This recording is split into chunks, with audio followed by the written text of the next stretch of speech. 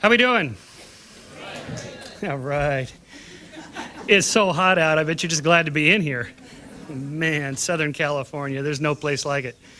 Well, I am Michael Shermer, the director of the Skeptic Society and the publisher of Skeptic Magazine. Looks like this quarterly publication of the society. We investigate claims of the paranormal. Thank you. Wait, I got a commercial speech I got to give here. Claims of paranormal, pseudoscience, fringe groups, and cults, and claims of all kinds between science and pseudoscience and non-science and voodoo science and junk science and plain old nonsense. Most of it's nonsense. That's what we do for a living. And in terms of manufacturing fear, in a sense, we deal with these issues quite often. Every issue of Skeptic has a particular theme to it. For example, the latest one is on the Atkins diet. Is there, hard science behind this, or is there a lot of hype? You have to get the issue to find out. Well, there's a little hype in there. We did one on, for example, on Roswell, the crash of the aliens at Roswell in 1947. Interestingly enough, nobody seemed to know anything about the 1947 crash until the television show was made and the book was produced about it in the 1970s. So the Roswell incident is really a 1970s phenomenon, not a 1940s phenomenon. And in fact, there's no aliens that landed there, well, at least as far as we know. No one's found any bodies yet. So the story then becomes an interesting tale of urban legends and myths and how stories get told and retold and how eyewitness accounts become, well, let's say, doctored up a little bit to re-remember things in a way more favorable to make the story more interesting, and how especially the media, like Charles Berlitz, wrote the first book on the Roswell case. How simply putting something into print, and especially, even worse, in our culture, getting it on television seems to drive these things to a frenzy. And especially with topics like what Barry covers in his book on fear, that is really, it's a media thing of all forms, but especially electronic media, it drives these things. We deal with cults, conspiracy theories is another topic related to fear. What cults offer, like nobody else does, is an inside track on what's really going on in the world. And that is a way of attenuating fear. It's sort of a relief of cognitive dissonance or anxiety that you have an inside track of what the true nature of the world is. So whether it's, dare I bring up Skull and Bones, since we have two presidential candidates from the secret society, I really think there's really not all that much going on in those kinds of things other than old boys having a good time.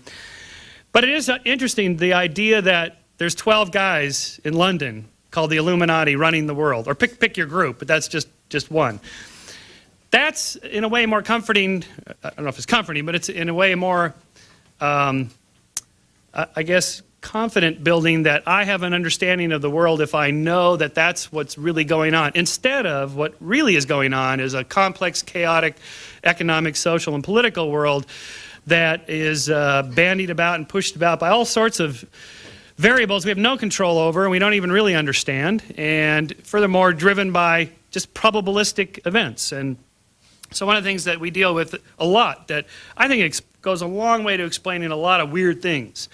I wrote a book on weird things, and one of the things that people have trouble with is understanding probabilities. And I think it's because we didn't evolve to understand probabilities. We evolved as a social primate species of a moderate size on the plains of Africa, able to see a moderate distance of a medium-sized objects that move around in our field. We're not used to thinking long-term, thousands of years or tens of thousands of years, environmental, global changes. We're just not, who cares? We're not programmed to think about that. We're programmed to think next couple days, next couple weeks, couple months at most, of just immediate environment of medium-sized objects, not quantum, bacteria-sized objects, not universal, galactic-sized objects, just medium-sized objects. So it's hard to understand these long-term trends. And we're not used to computing large amounts of data because our brains aren't very good at that. Our brains are designed to think anecdotally. This happened, then that happened. There's a causal connection there. That's just basic, simple association learning. Just A connects to B. And oftentimes they are connected, at least often enough that it matters for survival. And the times that they aren't connected, the time you twirled around 3 times counterclockwise and it rained or whatever, it didn't kill you. So it doesn't, you know, the Darwin Awards where you get taken out of the gene pool for being stupid, that didn't happen, unfortunately, often enough in our evolutionary history to eliminate stupidity, and there it is. But it's really not stupidity. It's really anecdotal thinking. My Aunt Mary's cousin took extract of seaweed and her cancer went away. Well, okay, I'll try it. I mean, it worked for her, it worked for me. That's a normal way to think. To think scientifically, we're going to have a control group and an experimental group. We're going to separate the variables. We're going to run a long 6-year epidemiological study with 100,000 patients, and we have to control for age and socioeconomic class and blah, blah, blah. This is not a normal way of thinking. This takes, you know, some training and experience, or at least some organization. And so that's one of the reasons why people don't understand that 1,000,000 to 1 odds happen 300 times a day in America. And just by probabilities, those things are inevitably going to happen, and that's what makes the news, right? Not that this usual thing that happens a lot happened again, and so let's report it. It's the unusual thing that happens. And in a way, I guess it's in a sort of strange way that it's nice to see that bad, really weird, awful things still get reported in the news, because that means they're still unusual. If they happen so often and instead they were reporting the building of a church instead of the bombing of a church, then that would tell us that something got skewed there. So I don't particularly like the way the media handles these things, but that is at least an indication that that's sort of the normal state of things. I think one of the reasons people don't accept evolution is they do not understand probabilities. They don't understand long-term trends. It's just hard to grasp when your lifespan is a couple of decades that things change over thousands, tens of thousands, hundreds of thousands of years. It's just counterintuitive. It just doesn't make sense. Wait, you're telling me that this complex thing here arose over hundreds of thousands of years? Yeah, but I can't, it doesn't feel right. It just looks designed. Must have been a designer. Well, there was a designer, bottom-up tinkerer called natural selection. But if you just think of one example, every single dog on the planet today comes from a single population of wolves in China 15,000 years ago. It's impossible. You mean, you know, Fifi the Chihuahua and Woof Woof the Great Dane, same gene, yeah, same gene pool, same little population of wolves. That's it. Absolutely slam dunk. It's been proven. No, wait, our president uses that term now, doesn't he? I gotta. That chick hernism has been adopted into too much of culture. And if I don't watch it, I'll start saying nuclear. So, I think I got about 1 minute here. Or that all humans came from a single population out of Africa about 150, 160,000 years ago. It just seems impossible, too much diversity. So that's sort of a basic misunderstanding of probabilities and the way the world actually works. A final example from my Weird Things book, there's a lot of stuff on superstition we deal with. Superstition. Again, superstition is just really basic, simple, anecdotal thinking. This happened and that happened. And it works great for casino owners. If you're the house, great. Superstitions are great. The reason they work is because of fear, in a sense. And this goes back to Malinowski's famous studies with the Trobriand Islanders, where if they fished in local areas that they knew well, they had very few superstitions. The further out they went to deep-sea fishing, the more uncertain it was. The more anxious they were about their environment, the number of their superstitions went up. You can see this in the modern world. Baseball players, the same player who's a batter, who's incredibly superstitious because he's going to fail 7 out of 10 times, when he puts a glove on and becomes a defensive player where he succeeds 95 out of 100 times, he has almost no superstitions as a fielder, lots of superstitions as a batter. So this is, again, it's just a way of attenuating anxiety and fear about the uncertainties of the world. So what's the solution to this? That is, how to rid ourselves of fear. Well, a subscription to Skeptic Magazine is a great place to start. And we have handed out some literature there. You got some brochures. Well, anyway, that's just a little humor there. Well, anyway, so that's it. Thanks for having me.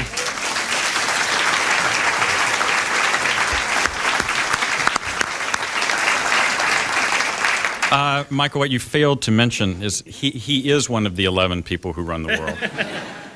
Yeah, he never. I'm pleased to introduce our next speaker, who I think it's fair to say is certainly a skeptic, at least in this area. A professor of law at the University of Colorado, Paul Campos is a syndicated columnist and a nationally recognized expert on the legal and political aspects of America's fear of fat. His book, which is being released officially tomorrow or something, I think, next week, is titled The Obesity Myth, Why America's Obsession with Weight is Hazardous to Your Health, and it's published by Gotham Books. Paul Campos.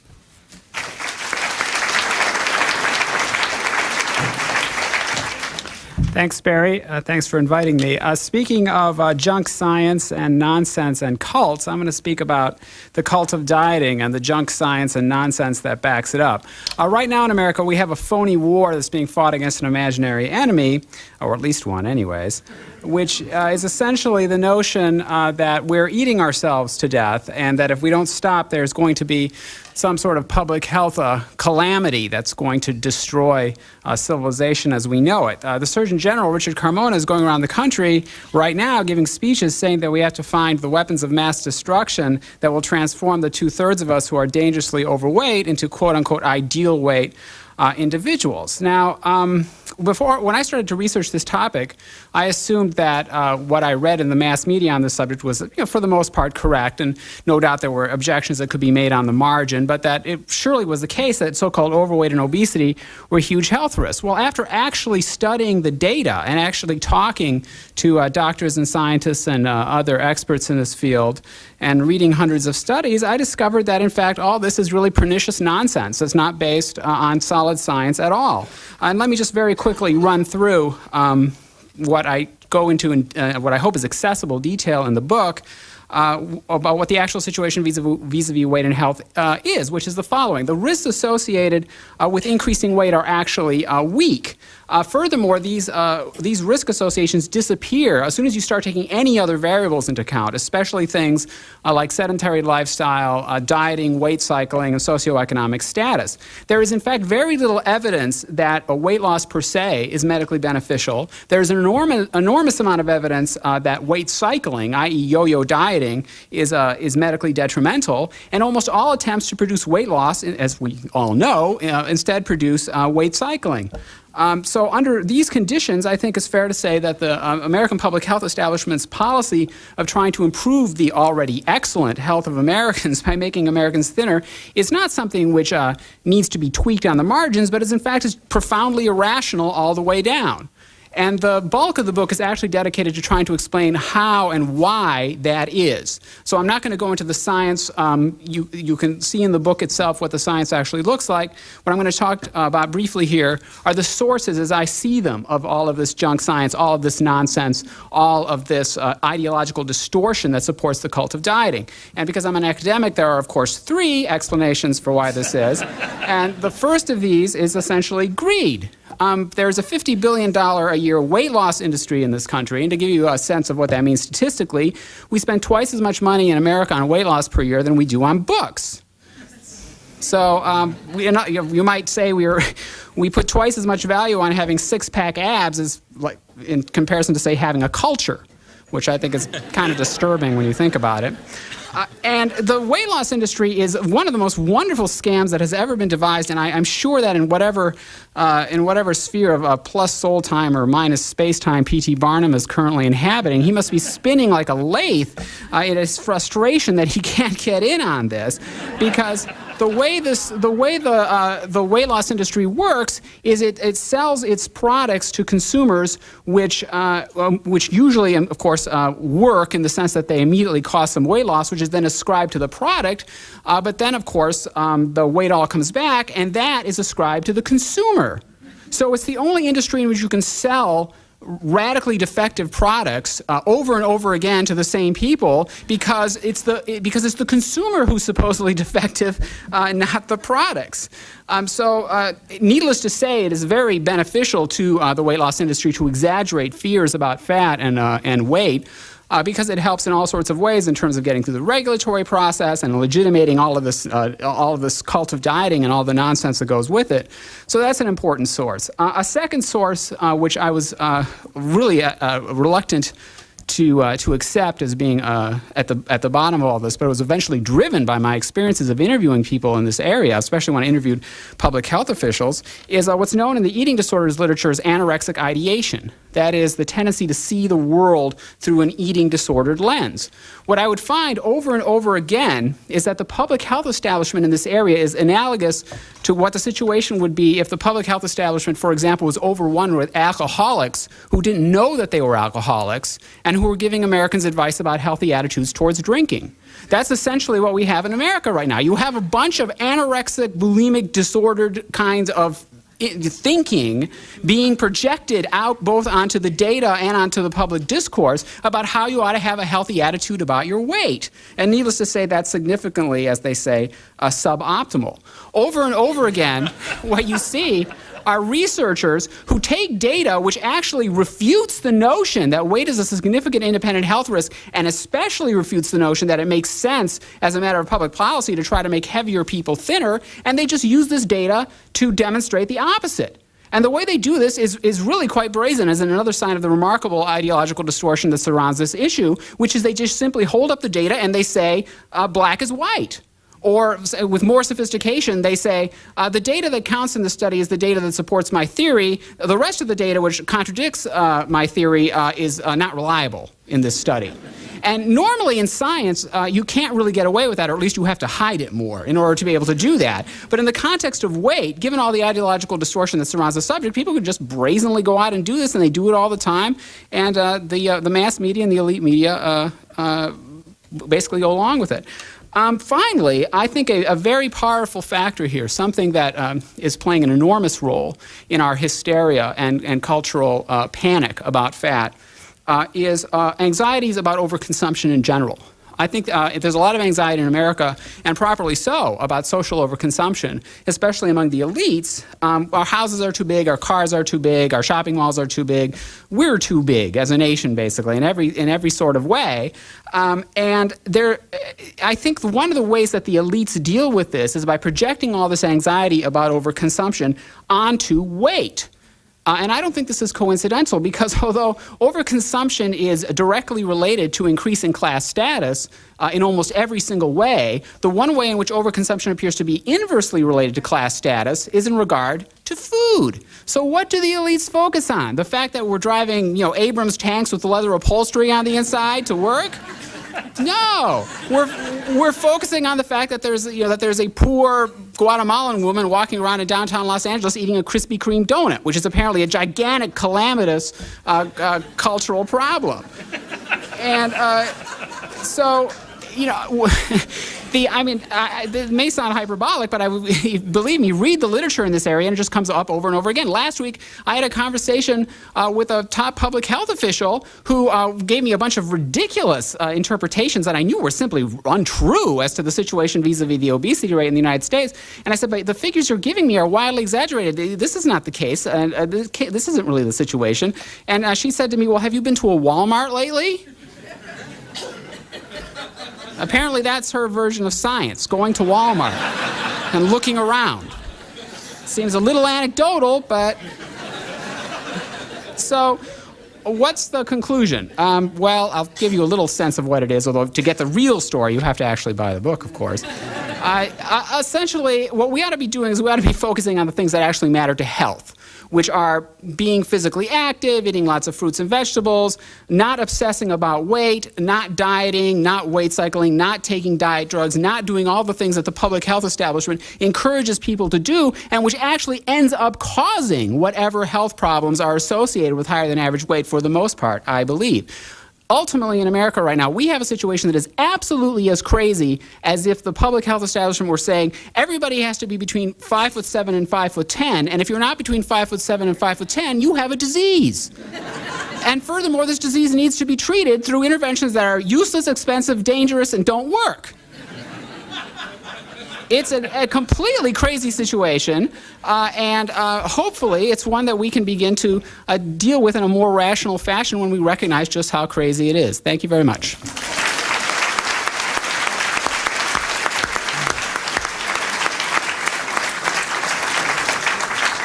Thank you. You can tell he's very nuanced about this. Now we're going to shift gears a bit. I'm very pleased to introduce the director of Harvard University's Carr Center for Human Rights Policy. Michael Ignatiev is the author of several books, including the novels Scar Tissue and Charlie Johnson in the Flames.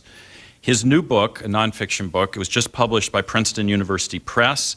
It addresses the war on terrorism, and it's titled The Lesser Evil, Political Ethics in an Age of Terror.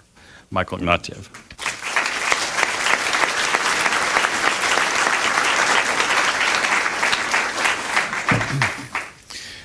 Paul and Michael have done what any sound public intellectual should do, which is to say, let's not be scared of things that we shouldn't be scared of. And I salute everything they say, especially anybody who has Baruch Spinoza quoted on the front of the Skeptic Society thing as my friend. So since Baruch Spinoza doesn't have that many friends, we all ought to stand with him. I'm the guy in this group who has to scare you.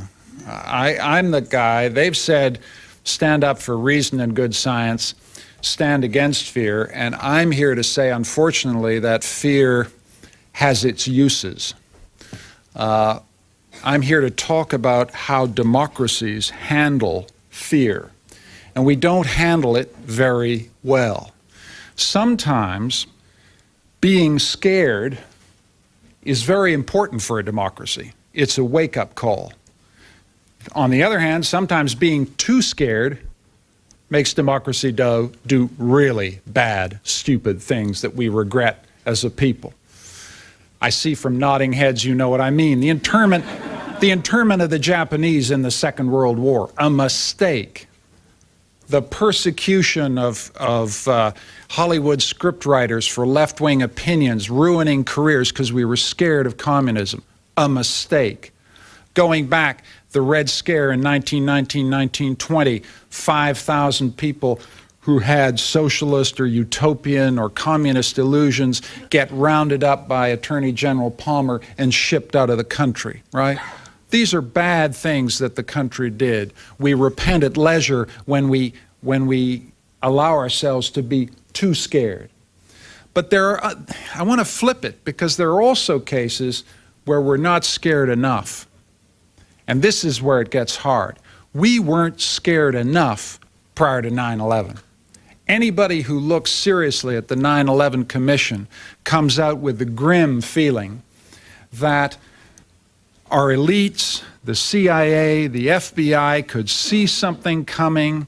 There was noise, there was chatter, and somehow the country, the political elite, didn't see what was happening. As late as August 2001, I'm not making a party political cheap shot here. The president is sitting in Crawford, Texas. He gets a page that says, bin Laden plans, attacks on the United States. And he reads it. In fact, let's be honest, like the whole rest of the country, it's a historical document. It's been going on for a long time. Didn't focus that an attack was actually imminent. Unfortunately, as we know in our personal lives, there are moments when being scared is the only smart thing to do.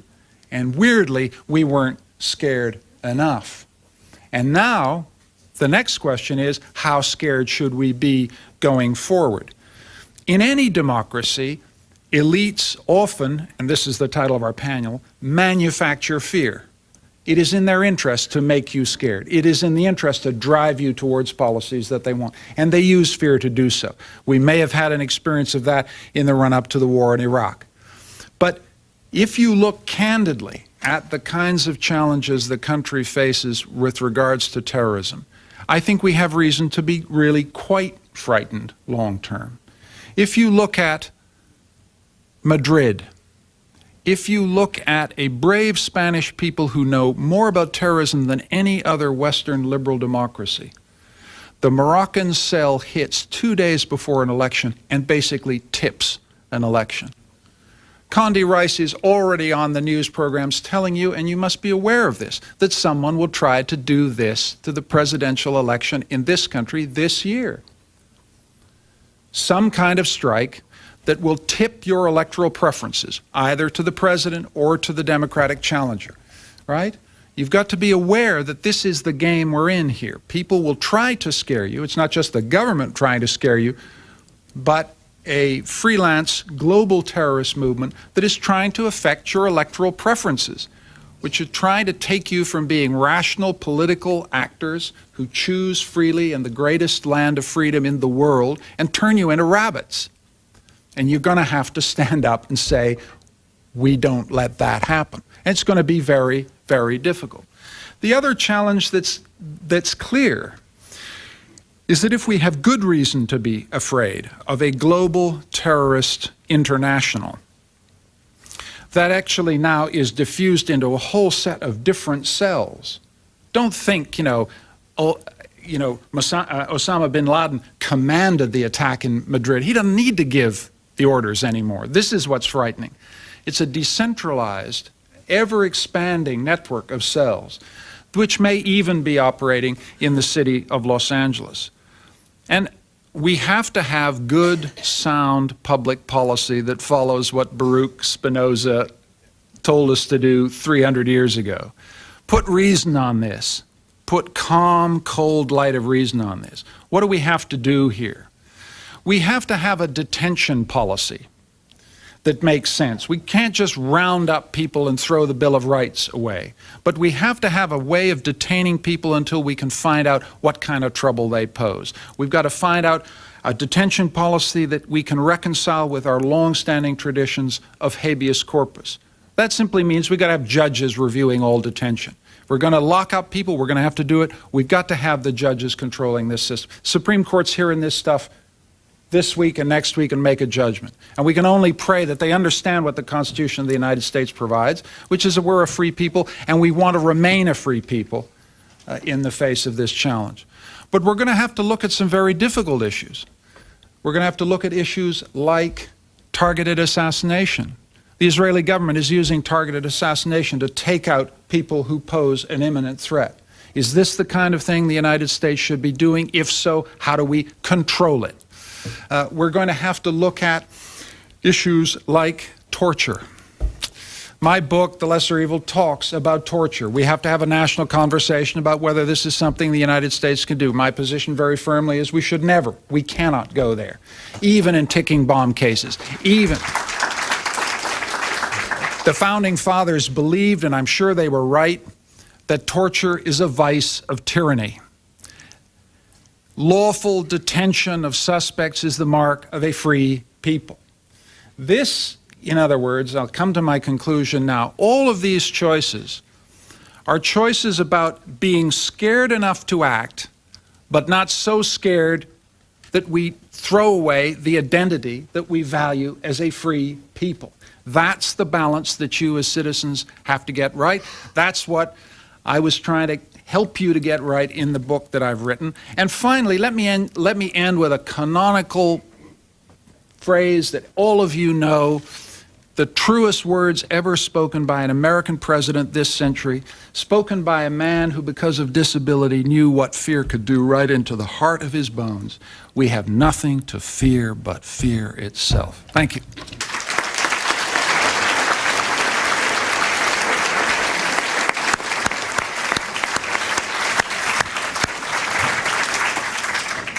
Thank you all. I'd like to begin with some general questions before we go to questions from the audience, to try to get a little conversation going here, and also to see where the panelists are on a couple of issues that I think are sort of recurring or underneath what we've heard thus far. And I guess where I want to start in listening to the three presentations is something like this, and any of you, I hope all of you will address this one. And that, I guess, put most simply, is who do we trust? All right? I mean, do we trust politicians who are running campaigns where, one time they try to scare us about pregnant mothers, creating all the problems in society. The next time, criminals on the street, this time terrorists, in part. And then, Michael Shermer, in your book, religious leaders, frankly, don't come off so well. They're principal fearmongers in certain ways. I think it's a fair reading. And Paul Campos, in your book, some of the leading figures in American public health and in medical schools and some of our top universities are very, very rigorously criticized. So if we sort of start asking, should we believe these people? One concern I have as someone who teaches young people pretty much every day is, aren't we sending a strange message that they shouldn't trust the real authorities in the country? And moreover, if we complicate this with Michael Ignatiev's argument today, how do we choose? We should believe some political leaders now, but I think you would agree that we shouldn't always on very similar matters. Who would like to start with this? Okay, Paul, go in the same order. Sure. I think it's a very good question. It's a very difficult question. It's disturbing to consider that, say, I hate to mention the particular institution with Michael here, but say the Harvard Medical School is giving you bad information on public health issues, because if you can't trust the Harvard Medical School, who can you trust? Well, the answer is you can't really trust anyone. You basically have to check things out for yourself.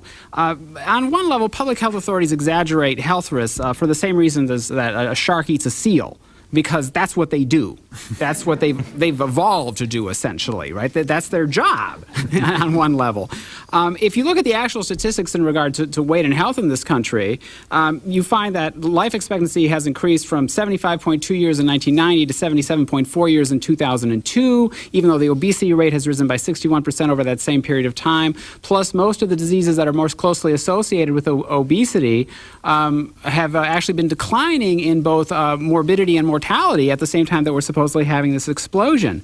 And the reaction of the obesity research sort of orthodoxy to this, although there are lots of doctors and scientists who disagree, by the way, they just don't get quoted in the media, is, well, just you wait and see. It's true we haven't actually seen any of these devastating effects, but we're about to see them. Now, this would be a more impressive kind of response if they hadn't been saying exactly the same thing 50 years ago. I mean, I can read. There are quotes in the book from the same directors at NIH, the predecessor to the Surgeon General, et cetera, saying exactly the same things about weight and health. And in fact, if you look at the statistics, in 1960, nearly half of the adult population of the United States was supposedly overweight and endangering its health. There's never been the slightest trace of the devastating consequences that was supposed to follow from that. And I think what this suggests is that there are very deep structural distortions, economic, political, cultural, ideological distortions that drive institutions which are often trustworthy and that we can often get good data from, such as the CDC or the NIH or the Harvard and Yale medical schools or what have you, to give information to the public that is frankly completely out of whack. And so I guess the message is that there is no institution in society who you can trust all of the time, especially when you're talking about an issue that is culturally and politically fraught, as I believe weight is in this country at this time. Michael Shermer, this is something that is discussed often in Skeptic Magazine and in your books, right?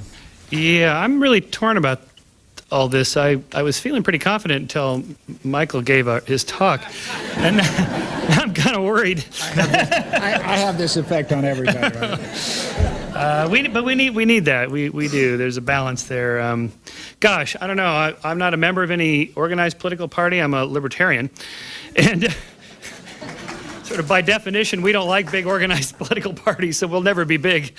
Maybe that's good, because I'm not sure I trust them either. But so actually, Michael, I think that your proposed, legal detention but not torture, something like that, is a nice balance.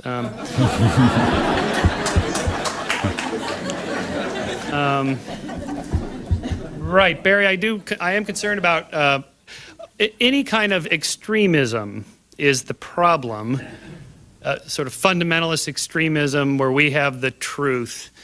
It's not just religion. It's just that religion's better at it and been at it longer than almost any other institution. It's true there's secular, sort of Marxist, extreme political groups that are dangerous. It's true. It's just that there's a lot more religious groups out there that do that. So my concern is not religion per se, but extremism is the problem. And so I guess maybe one mark of objective criteria we might look at is just trying to judge how extremist a group is, whoever they are, And will they act on that extremism? I think the original question about trust is, you know, the Founding Fathers, don't worry, I'm not going to give you a boring professorial lecture about it all, but it does seem to me really important that the Founding Fathers of this republic thought a whole lot about who to trust. And they came up with a system of checks and balances which essentially says we don't trust anybody fully. And we want to put power to the test of adversarial review, just like in a court. You know, the prosecutor makes a case, defense makes a case, jury decides. It's adversarial. That's how we test truth out, and we do so in institutions that try to keep it fair and free. So that's one part of it. We have an institutional solution to the problem, which is the United States Constitution, and our job is to make the damn thing work as best we can, and to scream at our institutions when they don't do it right. That's one thing. The second thing, which I think Paul is picking up in his remark about the Harvard Medical School, I mean, it's really important to have a free society where we all think for ourselves, but since very few of us can be experts on anything other than a few little things that we really know. I mean, I know about one thing, right? I don't know anything about the things that Paul knows about. So what I want in a free society is some gold standard authorities that don't mess with the data, right? And it's an enormous matter of concern when reputable authorities don't play by the rules of scientific discourse. If we're dealing with epidemics, I want to know that the Center for Disease Control in Atlanta is doing its job on gold standard criterion of truth. It's the only thing we've got. That is, we should think for ourselves, but we need authorities that we can respect and trust.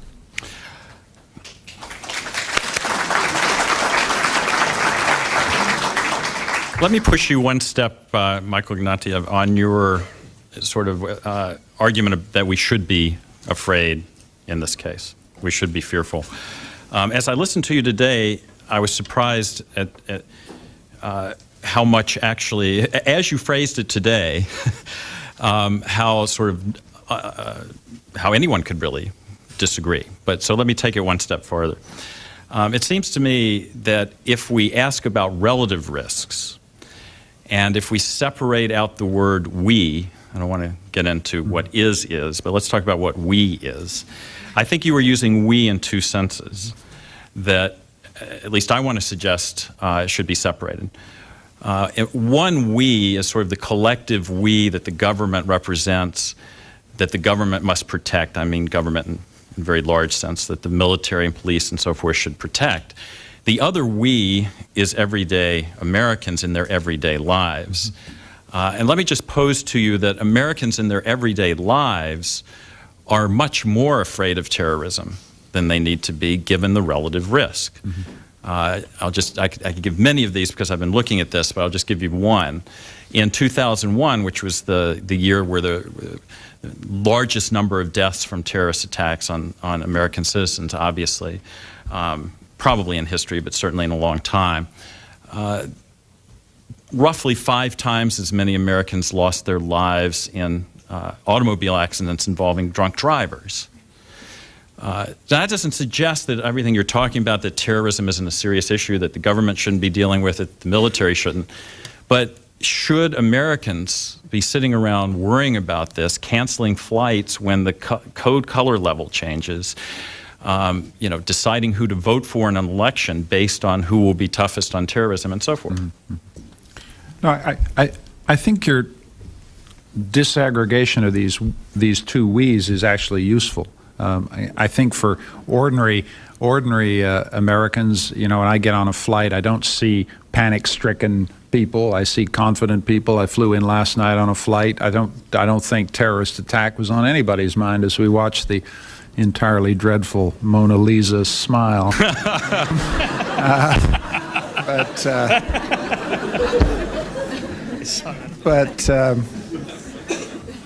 But I think that sound public policy on this, the stuff we vote for in November, ought to be based on a pretty tough assessment that within the next 5 to 10 years, we are faced with the possibility of mass casualty terrorist attack using weapons of mass destruction, chemical, biological, and just possibly nuclear agents. And we need to have a calm, rational estimate of what we need to do to harden our targets, make our borders more secure. I guess all I'm saying is we need to think the worst in order to avoid it. And I emphasize the word think, as Michael and Paul have done. We need to think about what would genuinely increase our security and what would not. I mean, an example of one of the things we have to think about, and I write about in the book, and I find very difficult to think clearly about, is national ID cards and identification systems. You know, you all have California driver's licenses in your pockets. Are you sure that these systems are security proof? Are we sure that that is going to give us security on flights and other places? We need to have a clear foreign policy that doesn't constantly increase our liability and our exposure to political risk. That is, there are many foreign policy goals that we want to support in the Middle East and elsewhere, but we have to look very carefully at what element of increased risk they expose us to. I just get back to my fundamental point. Democracy is all about the public deliberation and management of risk and uncertainty. And one of the things, to bring your point together, one of the things we need to think about, which makes it so difficult, is we personally often feel perfectly safe. And so when all these people like me come at you and say, be scared, be very, very scared, you think, give me a break. You know, it doesn't correspond to my existence, to my life, to the way I live my life. And that's precisely the division between these two we's that makes it very difficult to think together as free people. Michael, I was thinking of barcodes across the forehead. I didn't think you were going to like this national ID stuff. Yeah. Libertarians are very keen on that sort of thing, right? Yeah, right. Book of Revelation or something like that. I read about this. Right. Anyway. We'll take questions from the audience very soon if you want to come to the microphone. While you're doing that, I'll just ask one more general question while people are getting organized. And that is, as a couple of you mentioned, based on many indicators, I think Americans are living in one of the safest times in human history. I mean, we're living longer, generally safer than pretty much any population we know about. So, you know, why don't I start with you, Michael Shermer? Actually, you made a. I think the point. How can that be the case? I think the point you were making there was, and Michael, you said we should think about these things. Yes, we should. But the problem is we'll also spend money to do something about these things we're thinking about. And I think the point Barry's making, and we spend tens of billions of dollars to secure this or that potential target, whereas if we spent a couple million on automobile road improvement or seatbelt improvement or something, we'd save far more lives. So it's not just number of lives we're going to save by number of dollars we're going to spend. And I think it's the fear. We're just so used to automobile accidents. Well, I'm just not going to worry about that, but it's disproportionate. Right, and I just picked, there are many examples we can give in that That's regard. A great example. Right. Okay, let's start with questions. Yes, yes. This is for Mr. Ignatius. I was just wondering, the Condoleezza Rice warning about the terrorism around election time, is it possible that that's just sort of meant to position Kerry as like the terrorists candidate, because it seems like George Bush would be a more uniting figure for terrorists. He can't form a coalition. He's really flagrantly, he's like showboating his Christianity all the time. Mm-hmm. It's a good question, and I think this is, all discussions of risk, all discussions of terror are highly politicized. Nobody goes into this game without hoping to come out with an advantage. The National Security Advisor is doubtless serving the interests of her master, and who knows how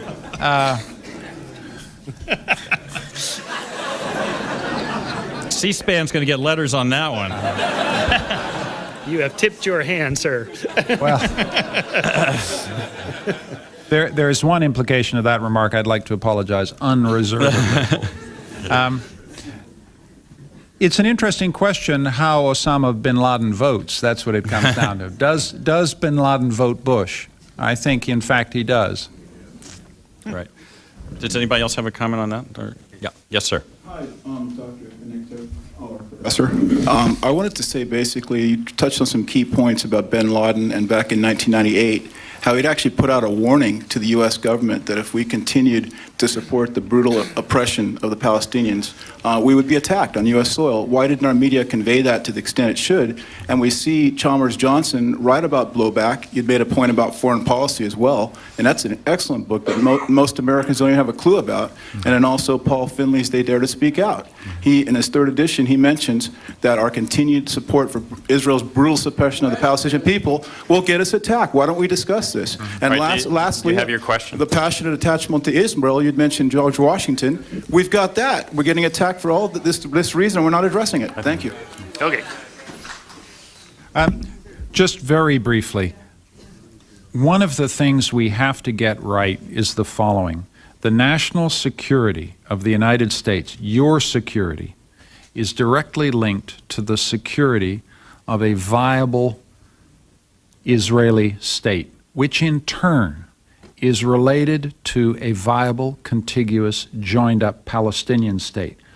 Your security, Israeli security, Palestinian security are actually indivisible. We've not Excuse me, sir. understood We're not that. having a debate. That's great. And as a consequence, American policies that encourage settlement activity on the West Bank that make it impossible for the Palestinian state to be viable, contiguous, and joined up reduce the security of the United States. And this is said to you by someone who firmly wants the Israeli nation to survive and prosper.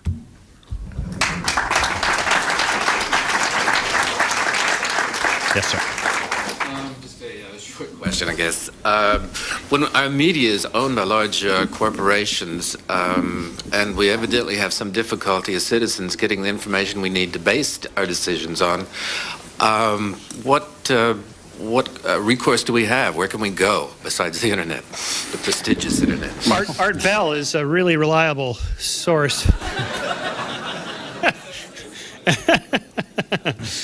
Yeah. That's your only answer. No, I don't fear the corporations buying up the media, and we're going to get only one form of news. We get all this news, all the stuff this guy was talking about. I've heard of all this stuff, and I don't really pay attention to that much. We've all heard about blowback and Palestinian and U.S. support for Israel and why this pisses off people like bin Laden. We've all heard this. It's not. I don't think that's going to change. There's enough alternative, so-called alternative media in a free society that there'll always be a market for that. There won't be a monopoly, I don't think. I also want to strike a little bit more optimistic note than I have up to this point in regard to this issue. While it's true that I think we're in the grip of intense cultural hysteria on the issue of weight in America, it's nevertheless also the case that a very prominent publisher is bringing out this book, and I'm getting a lot of media attention from major media sources who want to hear what the alternative story is. And I really do believe that this marketplace of ideas is, although it's often exaggerated, is still a very real thing in America. The very fact that we're having this great event here and that it's being televised on a national cable network is a sign that there are lots and lots of alternative news sources, not just wacky sites on the internet, but perfectly respectable and reasonably reliable media sources that do give you other perspectives and the other side of the story, and don't just print the standard conventional line, although they do that a lot. So I think that the answer to the question of where can you get reliable information is read books.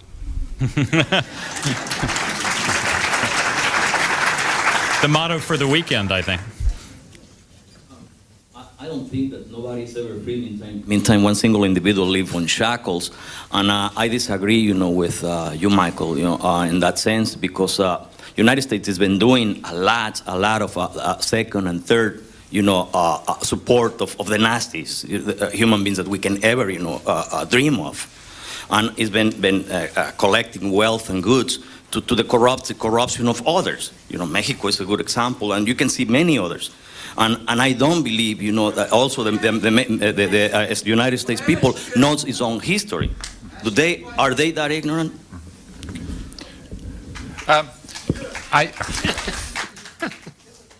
I don't think anybody who loves this country does it any disservice to ignore its darker, harder, meaner, nastier chapters overseas. I mean, if we want to be in a good relation with our country and with each other as citizens, we need to tell each other the truth about slavery, about Aboriginal Americans. We need to talk about the history that we have overseas in Latin America, which you may be referring to. We need to look, but the obligation we have to America is no different than the obligation we have to ourselves, sir, which is simply to look ourselves in the mirror and admit we're not saints. We make mistakes.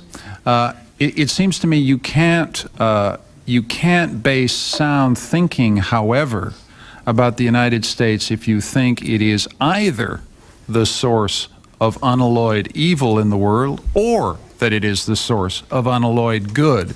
The enemy of clear thinking about all these issues is simply ideology. And so we need, as all of us have been saying, a painful passage through truth. And let me just follow up with the other members of the panel on that.